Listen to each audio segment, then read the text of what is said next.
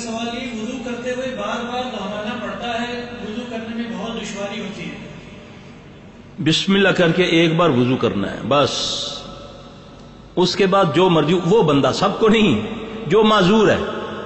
اس کی کیفیت وہ ہوگی جو ایک عورت استحاضہ کی ہوتی ہے، کہ ایک بندے کو مرض ہے، وہ معذوری کی حالت میں ایک بار وضو کرے گا، اب اس کو فیل ہو رہا ہے کہ اس کا قطرہ نکل گیا، اس کو ہوا خارج ہو گئی، بس وہ ایک کے ساتھ ایک نماز پڑھے گا، یہ معذوری کی کیفیت میں ہے، نماز نہیں چھوڑ سکتا وہ، ٹھیک ہے؟ اس سے انشاءاللہ اس کی یہ بیماری ٹھیک ہو جائے گی۔ یہ وسوسات ہیں شیطان کی طرف سے، نبی پاک صلی اللہ علیہ وسلم نے اس کے بارے میں یہ فرما دیا کہ یہ تمہاری دبر میں پھونک مارتا ہے، یہ تمہارے جسم کو پکڑ کے نچوڑتا ہے، دل میں وسوسہ ڈالتا ہے، اٹھو یار تمہارا تو سجدے میں تو میری ہوا خارج ہوگی۔ آپ نے فرمایا جب تک آواز نہ سنو اور بدبو نہ آئے نماز پڑھتے جائیں۔ یہ معذوری کی حالت میں ہے، سب نہ شروع کر دیں معذوری کی حالت میں، یہ علاج ہے۔ ہاں، وضو کرنے کے بعد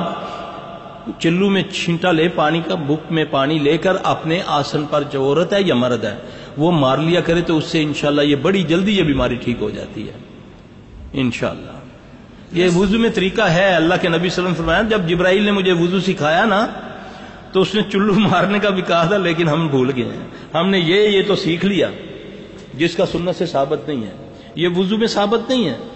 یہ ایسے گردن پہ پوٹھا ہاتھ، ایسے الٹا ہاتھ پھیرا، پھر ایسے کیا، یہ مسنون نہیں ہے، یہ خود ساختہ ہے۔ جو مسنون ہے یہ بتا رہا ہوں، جا کے تحقیق کر لیں۔